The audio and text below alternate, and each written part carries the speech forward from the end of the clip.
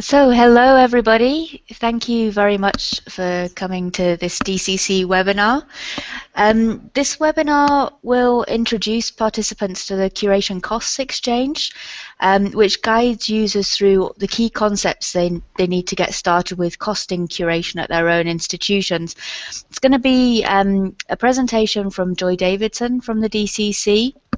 Joy will speak for about half hour or so, and then we'll have a bit of Q&A at the end. So CCX is a freely available online tool to help profile and compare curation-related costs. It was developed on a European Commission-funded project called 4C, which was a collaboration to clarify the costs of curation. And that project brought together a range of expert organisations from across Europe, including the DCC, and it aimed to help organisations invest more effectively in digital curation and preservation. The 4C project came to an end in February this year, and the CCX tool is now maintained by the Digital Preservation Coalition with help from Nestor and the NCDD. So what we'll do, Joy will give a presentation and walk us through the process of using the tool. If you have any questions as we go along, please put them in the Q&A. You'll see a tab for that. These will just be visible to us as moderators. We'll collate the questions to cover at the end. You can also put information in the chat field if you like. That's visible to everybody. So if you want to make a public comment, by all means use that. And what we'll do at the end of the webinar, we have a feedback form that we'll give you all the link to. If you have any feedback on how to improve these sessions, by all means let us know. So I'll stop talking now and hand you over to Joy, who will give us an introduction to the Curation Costs Exchange. That's great. Thanks very much, Sarah. So for the next 30 or 40 minutes, I'm going to walk you through a selection of screenshots of the Curation Costs Exchange tool. And just to be clear, all of the slides will be available online, so even if they're not as perfectly clear as we'd like during the session, hopefully you'll be able to go back and have a look through them in more detail afterwards. So essentially, when you come to the Curation Costs Exchange, and the URL is just at the bottom of the page, you're presented with two key options. There are the understand your costs or compare your costs are the two key options that you're presented with. If you already have some curation cost data that you've collected, you might opt to go straight for the compare your costs option. However, what we're finding with most people is that we're all just starting to get to grips with understanding how to go about collecting the cost information and to start to build up that picture. So we would recommend, if you are just at that early stage, that you go to the Understand Your Cost section of the website first, and that will get you to the basic concepts of understanding how to go about starting to build up that picture of what you're spending with relation to curation and research data management at your own organization. So we'll assume that we're just starting out and we're going to choose Understand Costs. When you click that option, you get taken through to another section of the website now. And what we get presented with here is essentially a suggested workflow through the various aspects that you'll have to cover when you're starting to get started with curation costs in your organization. This is just a suggested workflow. It's by no means carved in stone. You can go through the various sections at any pace and in any order that you like. But we would recommend, first of all, getting started with the basic cost concepts. And these are really just the kind of key ideas that you really need to get your head around to start to build up that picture. The second step in the workflow would be then to think about how to describe those costs. And we would recommend, wherever possible, using a cost model that is already in existence so that you can start to build up this picture using a standardized terminology. The next step in the workflow is to try and put those costs and the numbers into some sort of a context, because really costs don't exist in a vacuum. You have to make some sort of a case for why the investment is justified or not, and cost drivers really help you to get your head around making the case for investment. And then finally, we would recommend, thinking about the longer term. It's great to get into a place where you've got a business plan for your current phase of activity, whether that's 6 months, 2 years, whatever, but you want to think longer term. So how do you start to make that sustainability an aspect of your business planning? So we will start by looking at the basic cost concepts.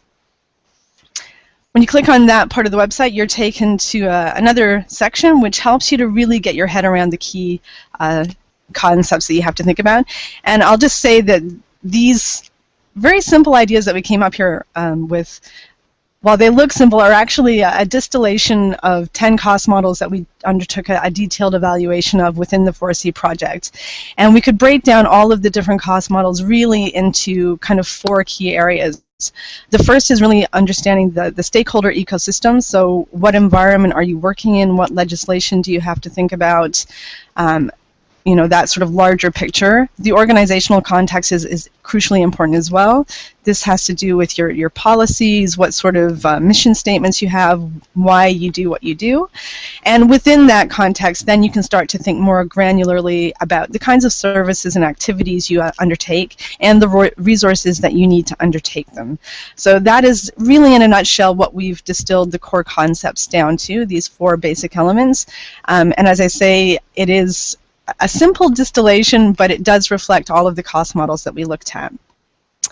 And I think the next thing that you'll want to do when you start to think about undertaking any kind of a costing exercise at your own institution is, once you've started thinking about your organizational context and your stakeholder ecosystem, is really to scope your costing exercise. And it's really important to start to think about whether you're looking at a particular curation service, are you looking at an operational unit, or are you looking at the organization as a whole? And to be honest, we would generally suggest start small. Go with what you can realistically do and build up a bigger picture from there. So maybe start at a manageable operational unit or a particular service and start to build up the picture. The other thing you'll need to think about is, what time period are you looking at? Are you trying to build up a picture of your spending in the past, or are you looking to try and build up a picture of what you're currently spending? Equally important, I think, as we're going forward, and particularly in the UK, where we have now got Engineering and Physical Sciences Research Council mandates to comply with, we're all trying to build up that picture of what it will cost us over time. So you'll also want to maybe start to think about how you're going to project your costs into the future. So picking up a time frame is also really important.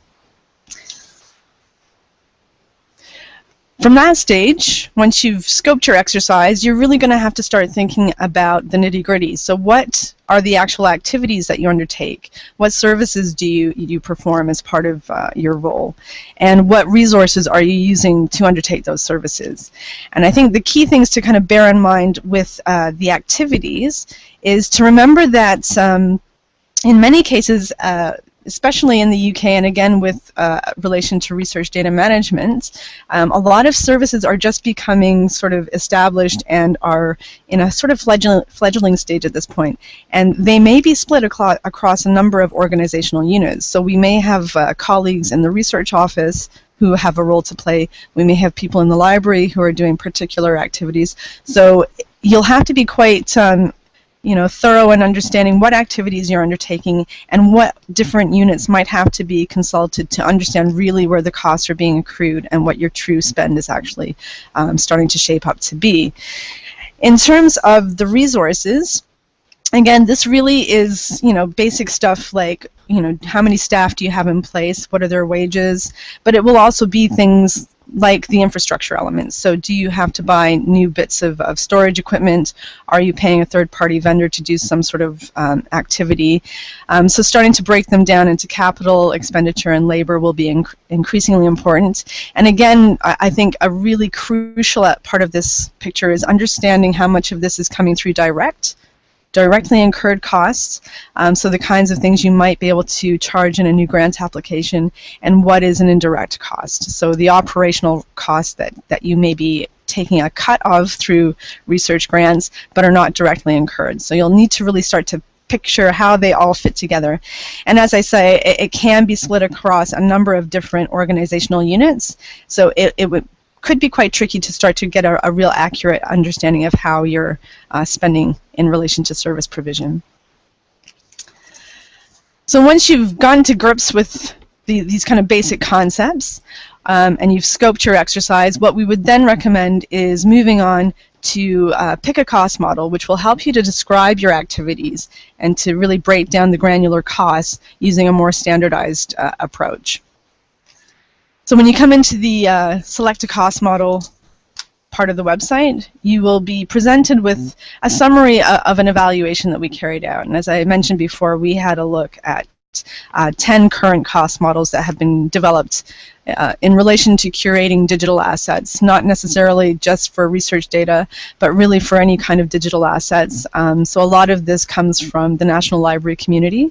But there are a number of cost models that have been developed, and in many cases, a lot of them have been, very difficult to use outside the context in which they were developed in. So our evaluation went through and tried to break down some basic things that each cost model should cover.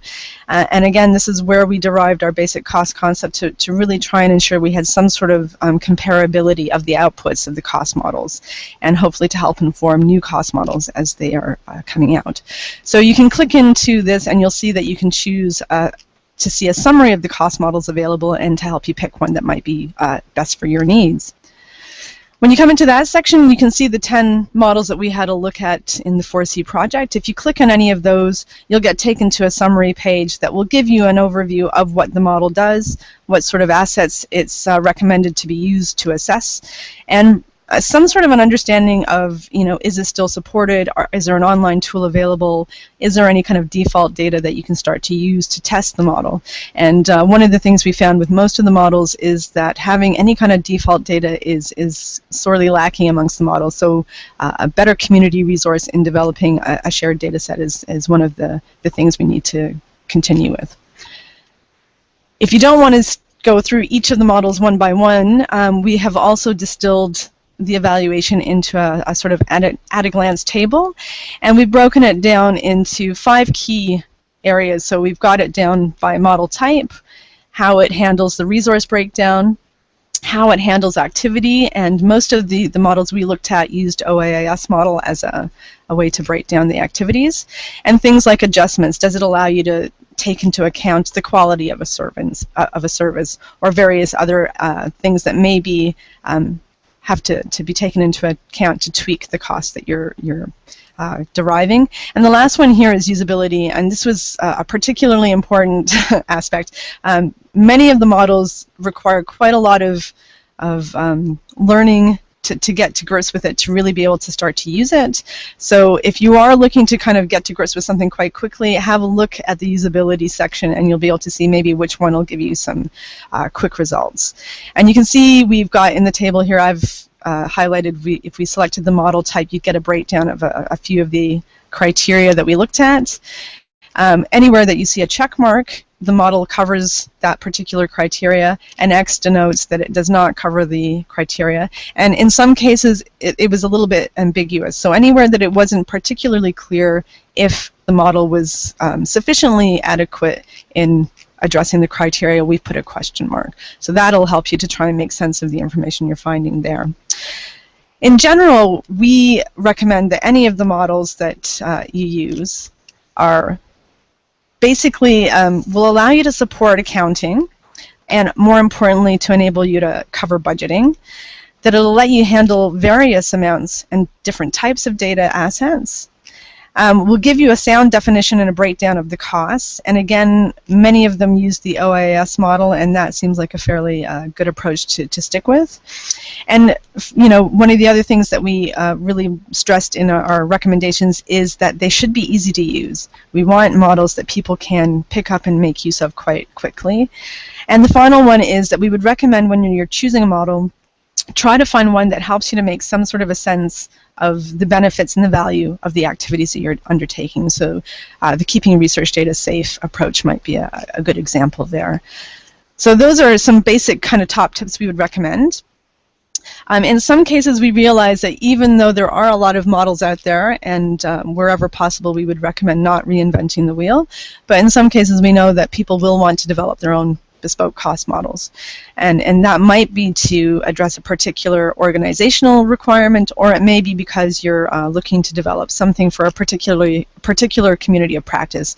And we may see something emerge in the UK for research data management, for instance. If you do choose to go down that route, we have come up with a cost concept model and gateway specification, which really helps you to describe the cost model that you're developing, so that if you are developing something different, others can come in and make some sense of it and be able to compare the outputs of your model with those of others. So we would recommend, if you are going down this route, that you follow these sorts of recommended metadata fields. So at this point, you're given the option within the tool to either go back to the basic cost concepts and refresh some of your understanding there, or to move forward in the life cycle to cost drivers. When you come into the cost driver section, again, here what we're trying to drive home is that, when you've started to do any kind of a costing exercise, you will be able to derive some numbers. And in some cases, the numbers are the easy part. So you can describe them using a cost model so that they're clear and comparable. But really, if you're looking to go to your senior management and to make a case for investment, either new investment or continued investment, the figures alone aren't really going to be enough. You need to put that into context. So you'll need to be able to try and tie your costs into some sort of a larger framework, and again, going back to our basic cost concepts, that will relate to your organizational context and your stakeholder ecosystem. So when you're getting started, we would always recommend really strongly that, again, you're really familiar with what it is your organization's mission is to achieve. What are you there to do? And equally, to try and be aware of the external policies that are having an impact. And again, I'll refer here to the Engineering and Physical Sciences Research Council, which has really spurred on a lot of activity here in the UK to try and get people up and running with curation services at the institution level. So understanding that sort of environment is going to be really crucial. But also start to think about working documents, strategic plans that you have in place, draft policies. These will also need to have some sort of recognition in any kind of case that you're making for investment. So do try to look at as wide a range of institutional and external documents as possible when trying to make the case. When you're trying to understand your stakeholder community, I think a key point is to try and get a real feel for what their requirements are. So in some cases, as a precursor to any of this activity, it might be really worthwhile to do a stakeholder consultation or some sort of requirements analysis.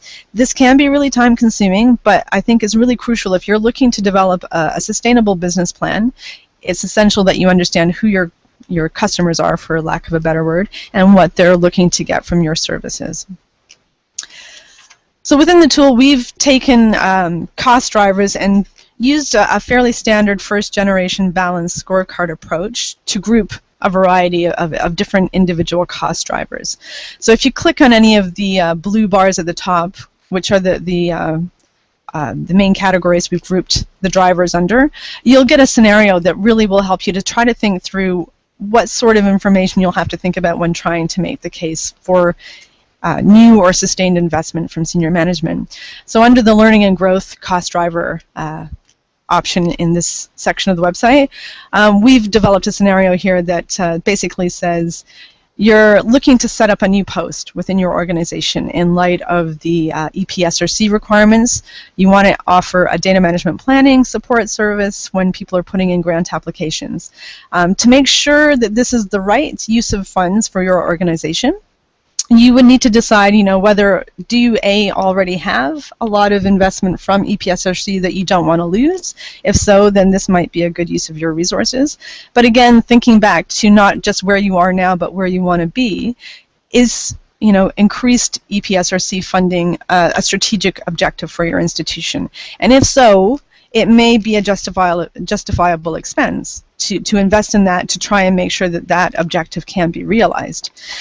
The other thing that we would encourage you to think about when you're thinking about the cost drivers is not just how to make the case for investment, but also trying to think about then how you would monitor the success.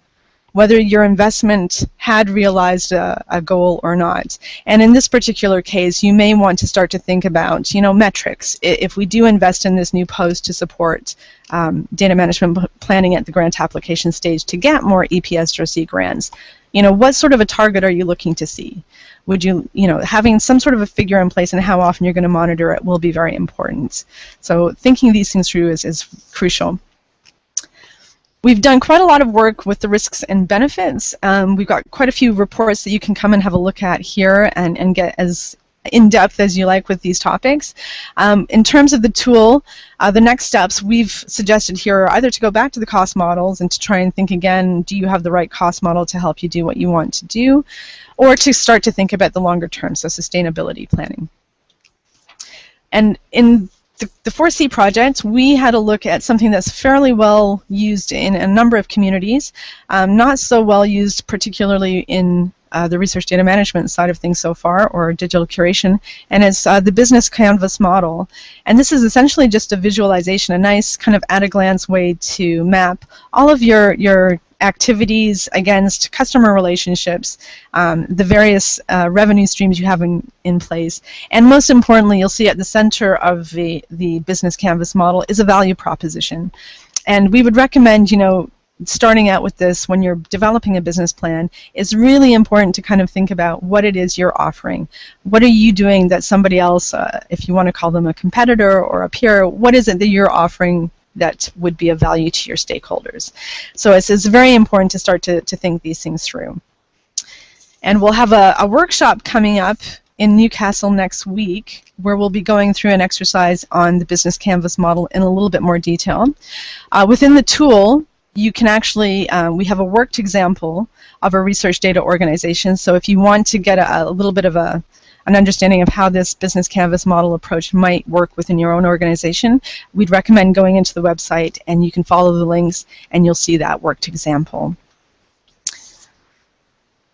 Once you've developed your business canvas model, that will really be a first step into helping you develop a fully fledged and formalized business plan or a business model. And I think that's a great first step, and it will be probably viable for a period in time, and that will depend largely on how frequently things change within your organization.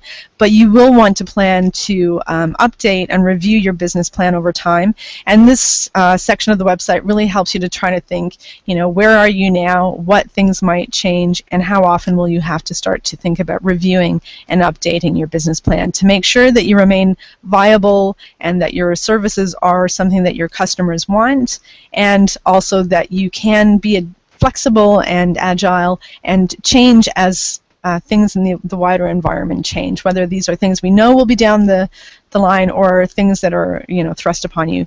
Having some sort of a plan to come back and review your plan is always a great year. So at the earliest kind of stage in developing your plan, do have something in place to come back and review it, whether it's 2 years or 5 years or even longer, but do have something in place. We've developed something called the Digital Curation Sustainability Model, and again, you'll see here that a lot of the core concepts are reflected here. And if you come to this section of the website, it will walk you through a series of different questions. And again, this will help you to think through whether your business plan is ready to kind of adapt and to change as required. So you can see with our diagram here on the side, there's an arrow around the star, and there's a break in that, and that really does mean that there's an investment decision needs to be made, and whether that's through an external event such as the EPSRC funding requirements coming in, you'll have to make decisions, and the model will help you to think through whether you're able to come up with a service that is flexible and sustainable enough over time.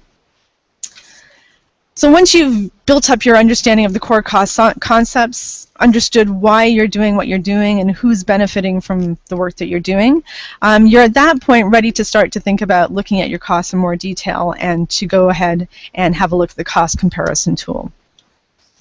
When you come to the cost comparison tool section of the website, you'll have the option to either sign up or sign in, and once you do that, you will get taken to your own splash page here, and this is what you'll see every time you log into the Curation Costs Exchange tool. You can see here it gives you your own username and email, so you can edit your own information, and there's the option to then edit your organizational details, and you'll see to the right-hand side of your screen you'll get details of all the cost data sets you've entered. So I've entered in 3 cost data sets, and that covers 3 years over the life cycle. So this is the splash page you'll see anytime you come into the system.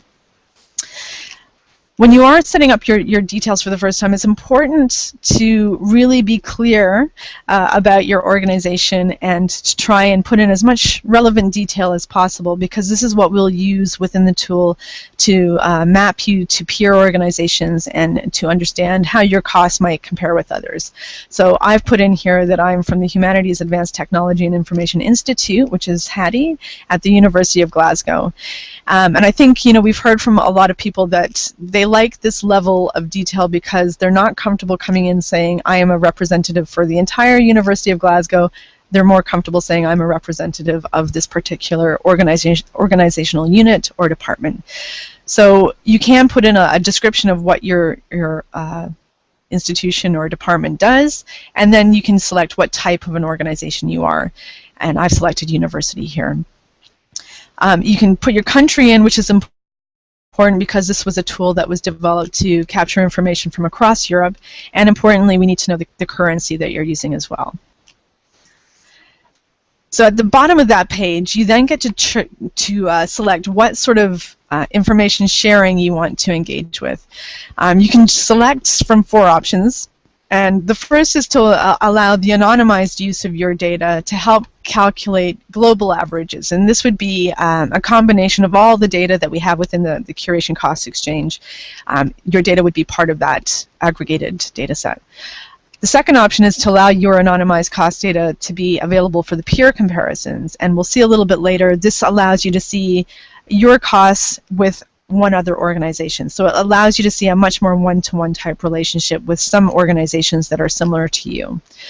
You can choose also to see anonymized, non-anonymized cost data, and again this is for the peer comparisons, and this would just mean that instead of saying a UK university, it would say that Hattie at the University of Glasgow. It would give my name and my affiliation. So that would just allow other peers to be able to get a little bit better of an idea of who I am and what sort of organization I represent. And the last one is really for those who want to really build up networks. If you are happy to have people who come in to use the site to contact you, you can choose this box, and that will allow anybody who registers to the site and is interested in finding out more about how you calculate your costs and how you make the case within your organization. They can then send you an email through the system, which will be sent off to the candidates. So these are the 4 options you have at the moment, and you can change these at any time. So you may want to come in and start by not sharing too much other than anonymous stuff, but as you progress you might feel more confident about sharing things more in a less anonymized way. So the next step would be then to edit a cost data set, and when you're thinking about a cost data set, what we would recommend again here is to start manageable. So in this case, we are looking at a project. It may be an operational unit, it may be a particular service, or you know, if you're very confident, you may be going for the organization as a whole. But be clear here on what it is you're selecting, and there's a drop-down list that you can choose from.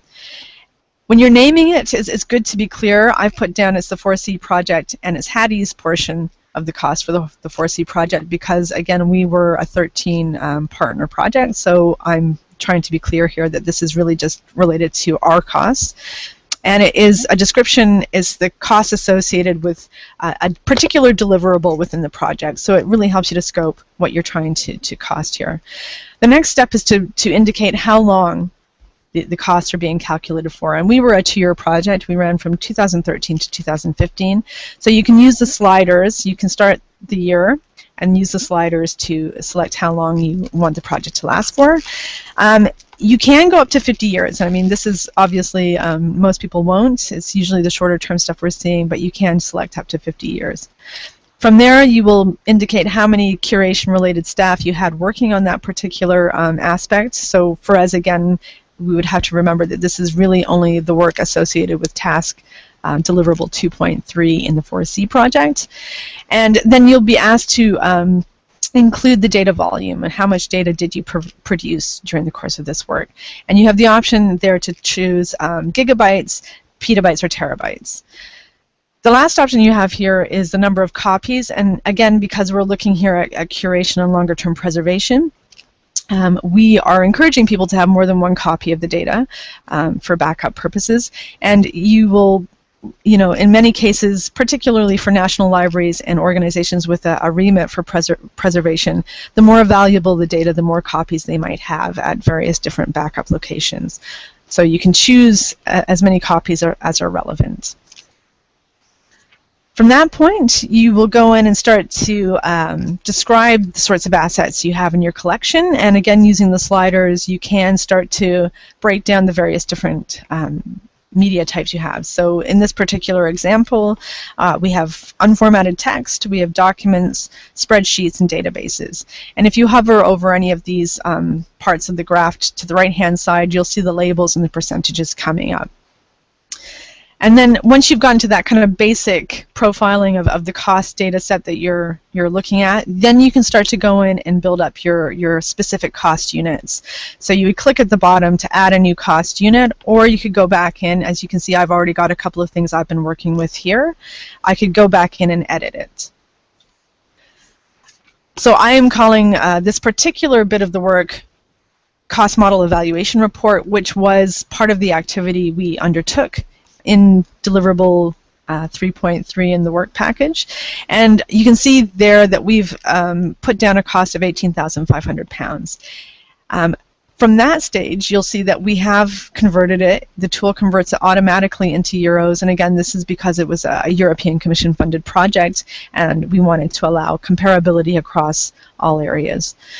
From that point, you can start to map your spending against activities, and we've, again, thinking back to the cost modeling and the structure, we've gone with an OIS standard here and broken it down into pre-ingest activities, so anything that happens before the data set comes to an archive for longer term preservation. Ingest activities, so this is anything that you might associate with getting the data and putting it into an archive. The archival storage, this is really just about keeping that data safe for as long as you need to keep it. And the last one about access. So we know that we want to make an investment in all of this kind of stuff because we want somebody to use it, whether it's for internal record-keeping use or for the wider public. The access costs come at that stage.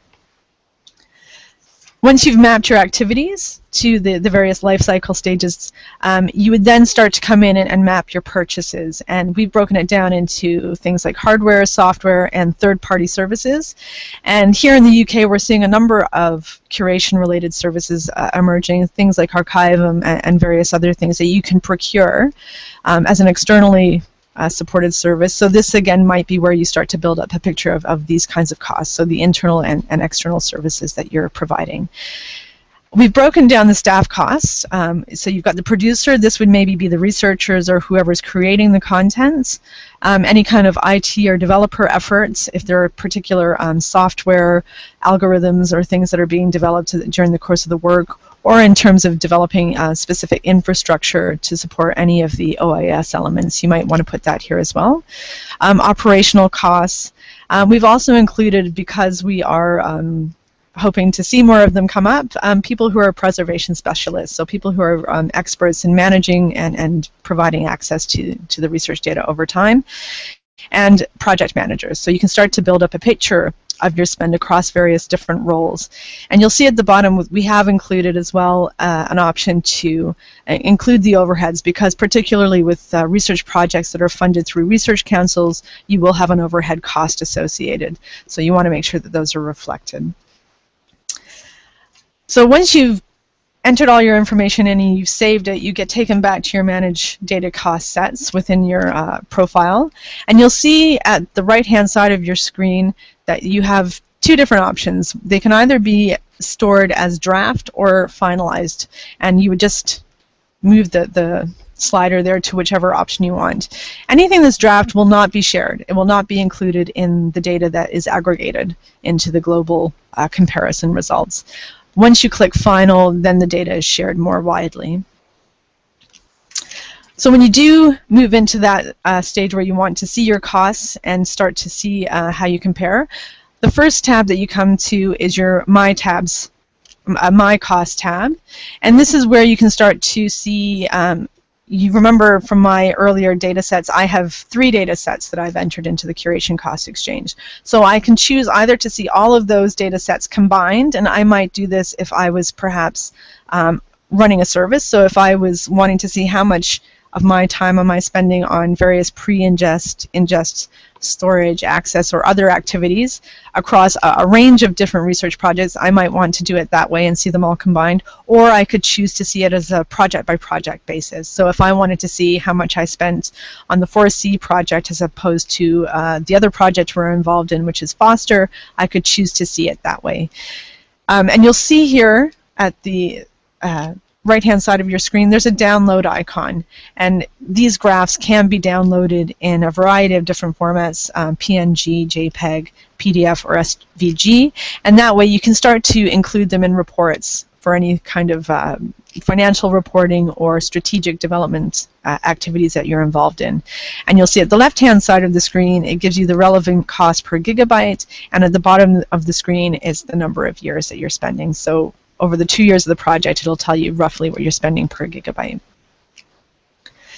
If you choose to then move on to the global comparison, this is where you see what how your costs compare with anybody else who's put data into the Curation Costs Exchange.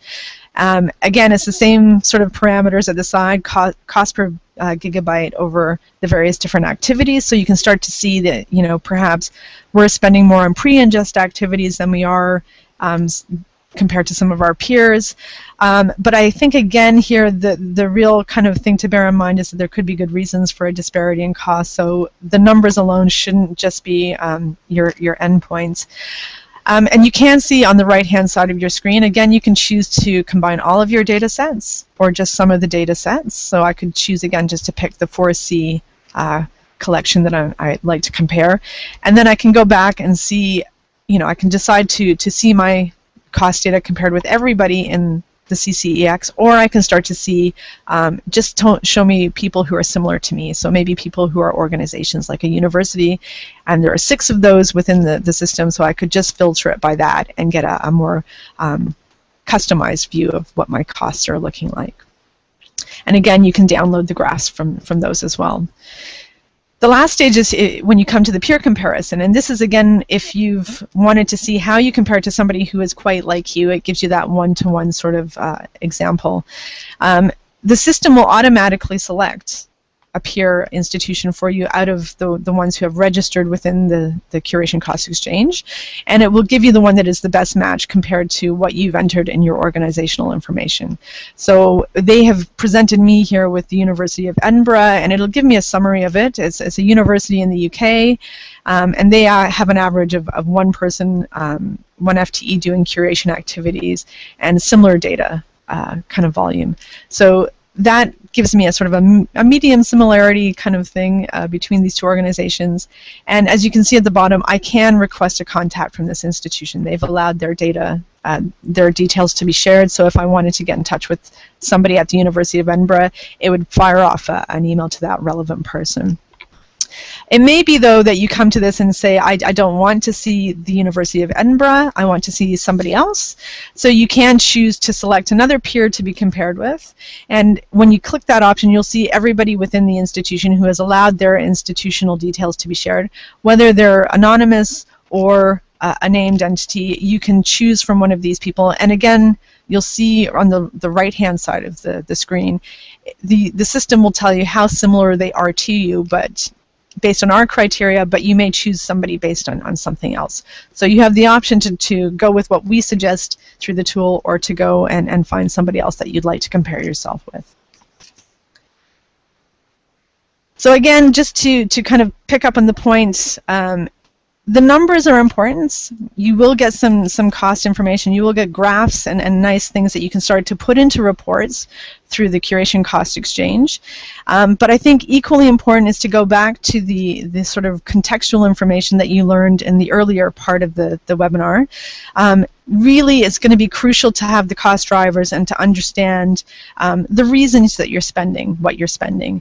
And again, if you do see that you're spending more in a particular area compared with a peer, it could be a really good reason for that. You may offer much more metadata support to try and increase reuse and discoverability from different domains for your particular research data set that's being deposited compared with a peer. That will have different cost implications, but it may tie in very well with your overarching mission statement and your strategy. So do try to always tie the actual figures that you get within the tool to the drivers and the bigger picture. So in terms of the Curation Cost Exchange and what's next, we are, as Sarah mentioned earlier, we're maintaining the tool through an extension of the project consortium for the next 12 months in the first instance. It's being led by the Digital Preservation Coalition here and in the Netherlands. Increasingly, we're looking to try and build up pictures of costs related to research data management spending in the UK. We'll be starting a pilot project through JISC Research Data Spring support, and it's looking to extend the organizational profile document, which is a set of descriptions that have been developed in the UK. This will be a bit of work that will help to sort of distill a basic list of infrastructure components that have to be in place for any organization wishing to be compliant with EPSRC. We'll be doing that bit of work between now and the end of June. And the idea we have to take forward some of this beyond the next stage is to use those infrastructure components, that agreed community list of minimum infrastructure components, and to then start to maybe collectively use the Curation Cost Exchange tool to build up a picture of what we're spending on these particular aspects. And having that sort of a national picture will really help us to see where we are doing well individually as institutions and where we might need to start to see more in the way of shared services. We're already seeing good progress. JISC doing an awful lot of work trying to broker third-party services like Archivum and various other things. But having this kind of a picture will hopefully help us to see where we can start to make more efficiencies and to drive forward better cooperation. So if you are interested in getting involved in that little bit of pilot work, you can get in touch with us at info@dcc.ac.uk. And if you do want to start to make use of the tool, we would encourage you, by all means, go in and make use of it. There is help and support available through the tool. You can see at the top, in addition to the information on understanding your costs and comparing your costs, we've put together a fairly good state-of-the-art of all the work that's been done to date around curation costing, and we have started to build up a picture of different vendor services that are available, and again, you've got the option for help. So at that point, I'll stop and hand back over to Sarah, and if there are any questions, I'd be happy to take them. That's great. Thank you very much for that, Joy. It was really interesting to hear how you've brought together all those cost models that are out there to try and distill the good lessons from each of them and make them more reusable out of that original context. I like the fact that it's not just looking at costs as well, so the things around the balanced scorecard and the business canvas model, so that you're looking at the value of curation and issues such as risk and sustainability. Yeah. So we have a couple of initial questions that I'll go through, and if anyone else has questions that arise during this discussion, by all means just type them into the Q&A box and I'll pick those up. So I mean, probably naturally some of these initial questions we've got are about the sharing, because sharing your costs is quite a sensitive issue, and I think people are really concerned about what happens with their cost data. So if they don't want others to see that right now, is it possible to keep that private? Yeah, absolutely. When you do enter your cost data into the tool, as I demonstrated, you can choose whether you want to make it draft or finalized. Anything that is still within the draft sort of classification will not be shared as part of the global aggregates or as part of the peer comparisons. So if you really just wanted to go in and build up a picture of your own costs, you can by all means leave them as draft and just start to build up your own picture. Part of what the rationale of the CCEX, and which is the acronym for the Curation Costs Exchange, and the 4C project was to try and get better clarity and sharing of the cost data. So we would always encourage you, by all means, do use the draft mode to save and build up pictures of your costs, but do think about sharing whatever you can at some point down the line, because I think the more we can learn from each other, the better off we'll be at making the case for better services and better shared services and more efficient solutions from providers. So you can save it as draft, but we would encourage you finally to make those shareable if you can. Yeah, great. Okay. And I think actually that's a good message, because from what you were saying, that's what's been lacking in the existing models. There aren't really those benchmarks. So Yeah. if people are able to share as they become more comfortable with it, then definitely do so. Yeah, Now, that'd be great. we have a couple of specific questions in here from Lee from the National Library of Scotland. Mhm. The first one, thinking about indirect costs and direct costs and struggling with the difference between them. And he asks if you're able to provide a couple more real-world examples. So is there a kind of ambiguity between direct and indirect costs? Yeah, I think really these become an issue when you're looking for external funding and putting together a grant application. In the UK, all of the RCUK funders have made it clear that they're willing to consider providing additional funds to cover research data management, but you have to be explicit and to make a good case for it. What you don't want to do is to double charge for anything, and this is, I think, where a lot of institutions are getting a little bit nervous. So we would recommend that anything that is directly incurred, if you can understand what your baseline offering is as part of your service, maybe you will take in a certain volume of data. Maybe every researcher gets 2 gigabytes or 2 terabytes or whatever, depending on what you can offer at your institution, and that is what is offered through the indirects. Anything over and above that, you might have to cost in as a directly incurred cost. So I think part of the difficulty for institutions will be just trying to figure out what is your baseline offering, what do you offer as day-to-day support, and where possible, where do you start to ask for additional money. And we're seeing it doesn't necessarily have to be things like infrastructure and storage. We were at an event recently with Ben Ryan from EPSRC, and we did ask if things like if you had a very complicated research project that had an awful lot of publications and you needed to understand what data behind the publication had to be preserved, the selection and appraisal process might conceivably take, a number of days, which may be over and above what you would offer to in a standard way to your researchers in your organization. So, do start to think this through and figure out what sort of stuff will be over and above. We recently released a how-to guide through the DCC that helps you it's called the 5 steps to deciding what to keep. And at the back of that guide, there's a really handy checklist of various different activities that may have to be undertaken in order to have good quality, reusable data. And those activities I would recommend as a good starting point to think about costing in additional activities over and above the indirects. Mm-hmm. Great, thanks very much. And this is a related question here. It's about costing an individual's time. So when you have a member of staff that supports several services, how do you cost their time when you're actually only interested in part of that? So, for instance, the computer networking support that they may offer. I think a lot of this comes down to there's an impact on other different procedures within the institution. For instance, in a lot of the projects that both Sarah and I are involved in, we have to keep timesheets, and that allows us to allocate how much time we're spending on different activities, different projects, or different work areas. And I think in some respects you may have to get to that sort of a stage within your organization, and this would go back to understanding how to describe your costs, maybe going back to using a cost model to figure out how do we break this stuff down into specific activities, and then how can we make sure that we're aware of how much time people are spending. And I think that's really the only way to start to build up a picture as to whether you're spending more time than you budgeted for or less, and to adjust as required. But I think it does mean that you have to start to understand where the staff time is being spent. Mm-hmm.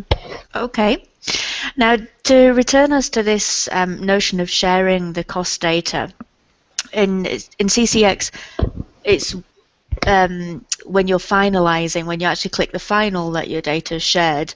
And Isabel from the Open University has a question about whether you're still able to do that peer-to-peer comparison and actually contextualize your costs and see how they compare with other institutions when your data is still in draft form, or does that only become available once you've finalized and shared your costs?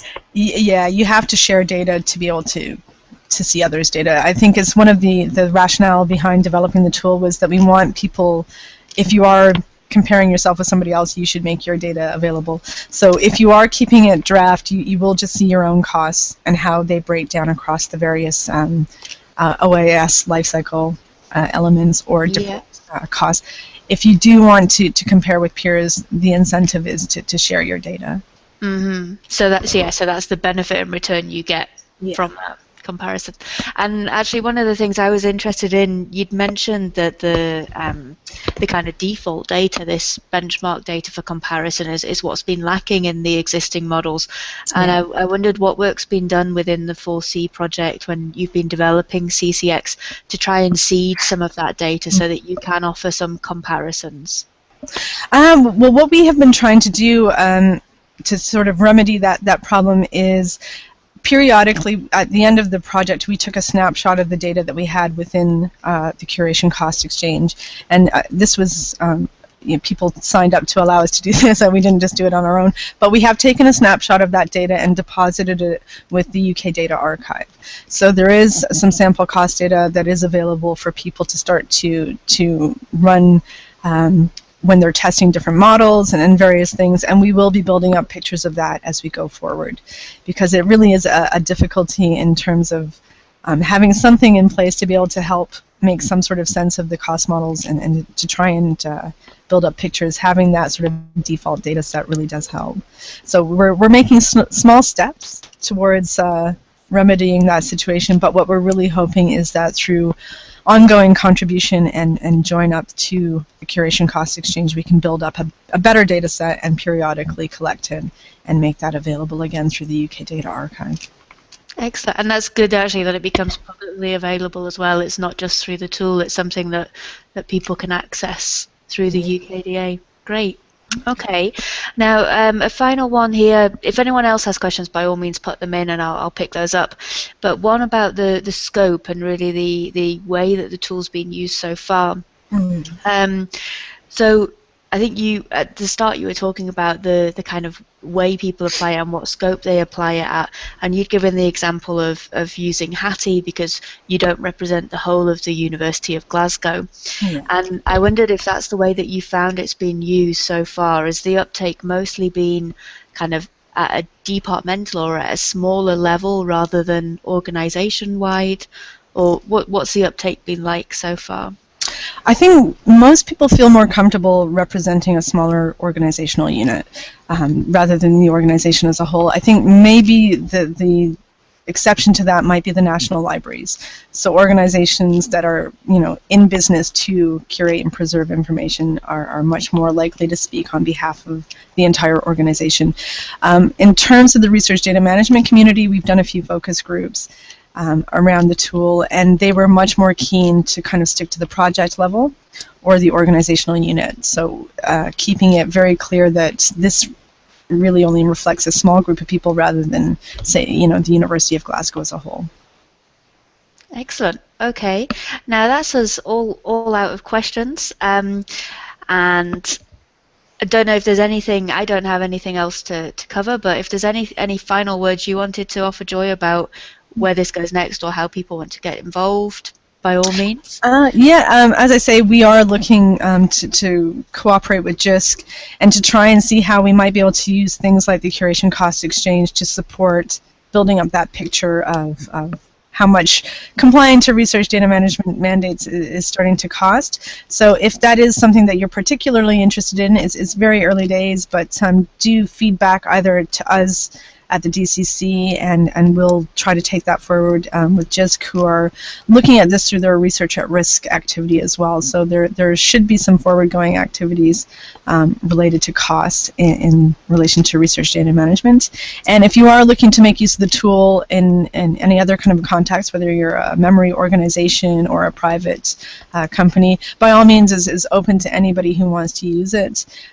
We will be maintaining the service, as I mentioned, for another 12 months, possibly longer. We'll be scoping that out as we go through the next 12 months. But any sort of ideas or suggestions you have to make the tool more useful, we can certainly take those forwards and perhaps go for additional funding to help make that happen. So get in touch with us. That's excellent. Well, thank you again very much, Joy, and thank you to everyone who's attended.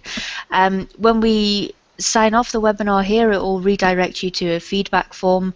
Please do let us know what you thought, whether there's anything we can improve, particularly if the sound quality or what you've seen, it needs to be sharper. Let us know that, and we can look into the system. But thank you all very much. Thank Bye-bye. you. Thanks.